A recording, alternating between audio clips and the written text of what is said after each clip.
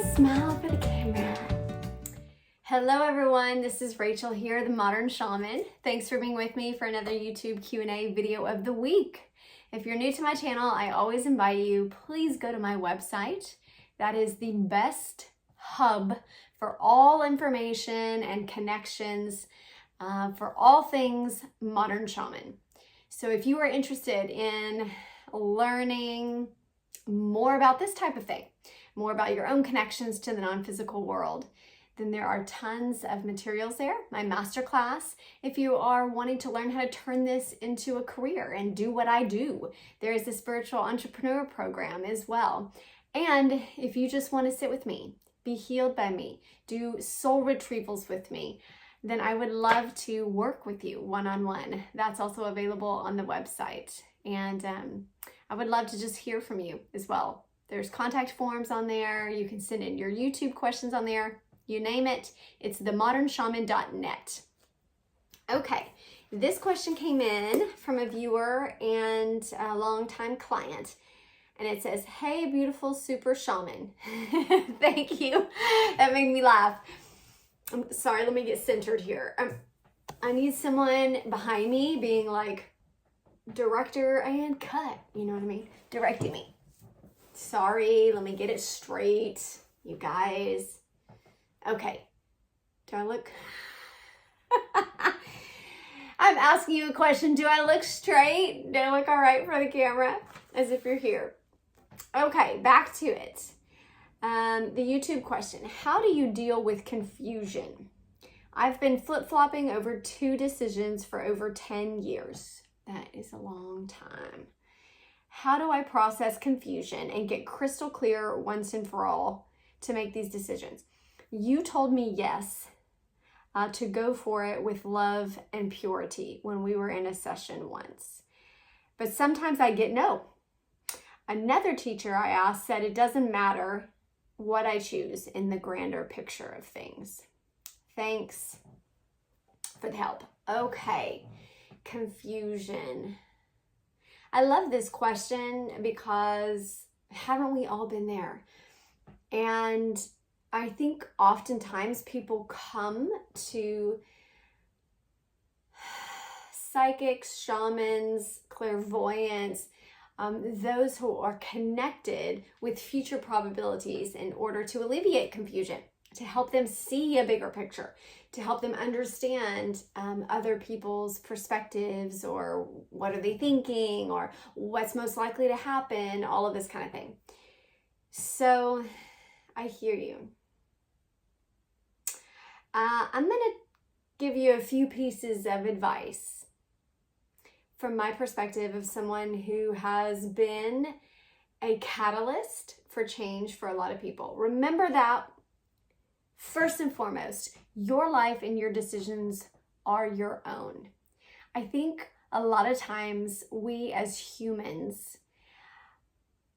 experience confusion because we are not in the authority of our own soul and our own experience. When we feel like we have lost touch with our sense of self and the authority over our own life, the ability to make decisions for ourselves, the ability to follow through with those decisions, when that's been cut short, or those decisions have felt like they've been made for us, maybe by our parents or our loved ones, or by society or our job or the demands on our life, then we begin to question our own authority and seek outside answers more than seeking our own. So first, I would say to you, remember to seek your own inner guidance first and foremost. That will give you peace. And oftentimes it's not the confusion or the yes or no answer, or A or B, or do I go here, do I go there, do I do this or do that, do I take this job or that job? It's not the A or B answer. It's the sensation, emotion, the experience of peace that we're really seeking. And when we go to our own soul first and we honor that, and by honor that, I mean listen to it. Don't be trite. Don't act like it's not a big deal. Like value what your own soul has to say.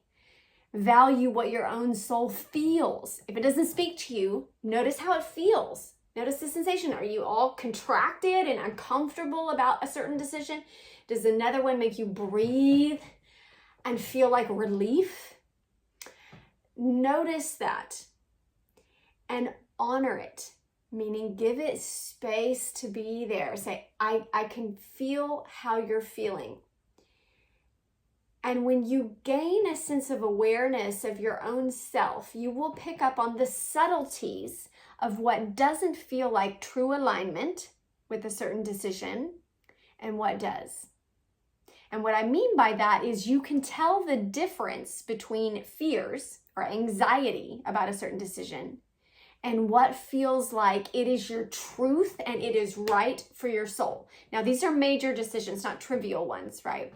If you're trying to make a decision about a big move or whether to change your life completely or something that would affect your children and parents and others that depend on you, these types of decisions, when we begin to honor our soul and ask it first and then listen and spend time, and by listen, I don't just mean with your ears, I mean with all of your psychic senses, the feelings, the sensations, the engagement, the vision that you may have in response to a certain question. You honor it, you sit and you value it, and then you'll begin, like I said, to feel the difference between what is just my fear and what is something that truly feels right for me. That will give you peace. It doesn't always alleviate confusion, but it does give you peace. And like I said at the beginning, really, that's honestly what we're typically seeking anyways. Because I'll skip to the last point you made, which was what you said. Another teacher said it doesn't matter in the grand picture, and it really doesn't. That teacher is right in that way, because we are eternal and our growth is eternal. So we can learn from any and all experiences that we have on this earth. So if you choose to take the road to the left, I'm hearing, you take the high road and I'll take the low road and I'll be in, I think it's Scotland before. You know that song?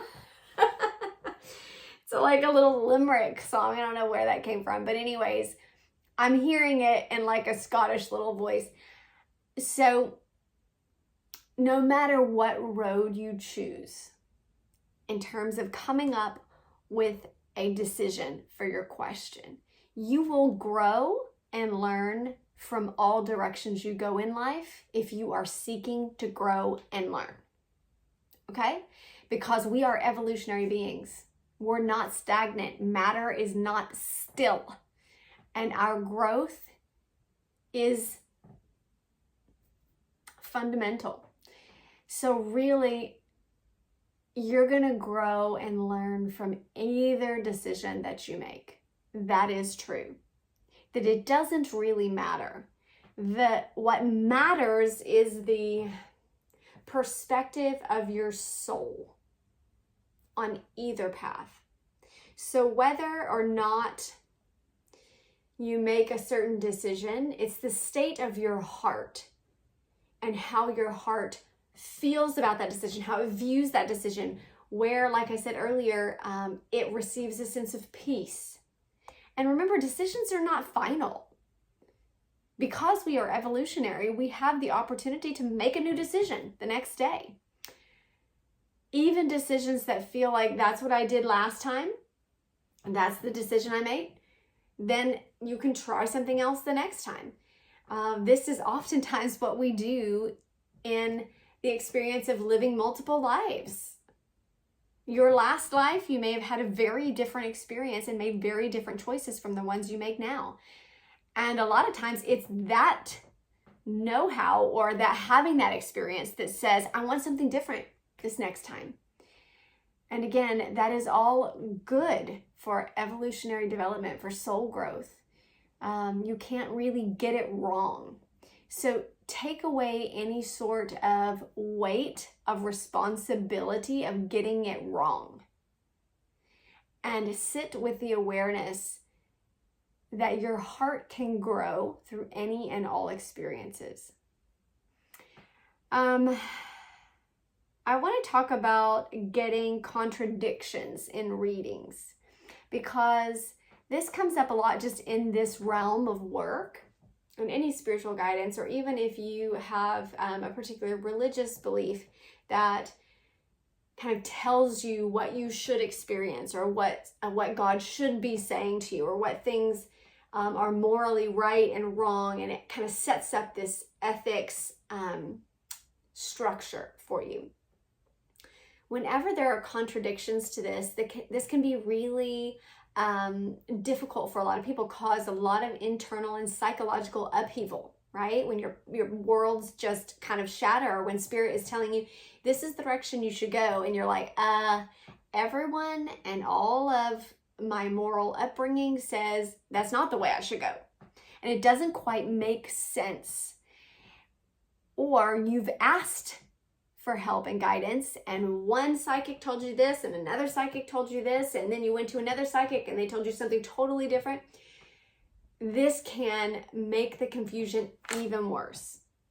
And this is why I always tell people to go to their own inner guidance first, because you will recognize it when you hear it in another voice. There is a resonance of harmony. Most people feel it in their gut, because that is the solar plexus, the seat of the self, of our sense of identity, of our sense of being that sits in this body, or that inhabits this body. That area oftentimes, right, is our lie detector, that kind of gut punch or feeling. And when we become really adept at assessing our own response, and we notice and pay attention to it, and don't just think, oh, that was that cheeseburger that they ate or whatever, then we recognize what our soul and body are trying to tell us about particular people's advice or decisions that they may offer. And it doesn't mean that they're ill meaning. Like, a lot of people have really well thought out arguments. They mean well, they love you, they want ease for you. But sometimes the easy choice is not always the one that's in alignment with your path.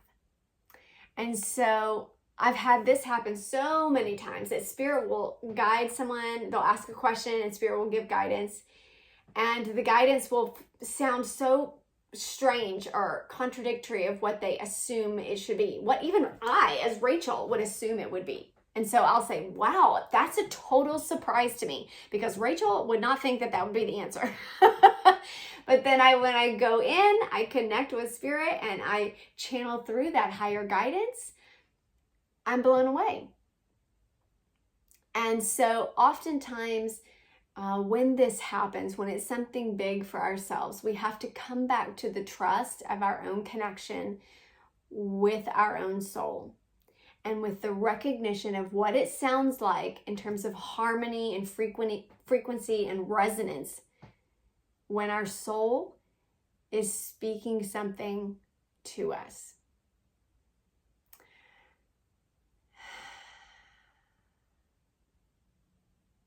It's not always easy, I will say that, especially when those that we love, when their advice goes the opposite direction. I think you can also feel and identify and say to those that are giving you advice from a space of love, that I can feel your love, I can feel your care, I can feel that you don't want me to suffer. I feel all of that from you, and I receive that. But this is something I need to do for myself. There's honor and respect and acknowledgement. And then there's also honor and respect and acknowledgement for your own sovereignty. So that is my advice to you. I hope that is helpful. to alleviate any confusion that you may be experiencing. Okay, blessings, you guys. I'm going to sign off right here, and I'll just say stay tuned for another video next week. Bye.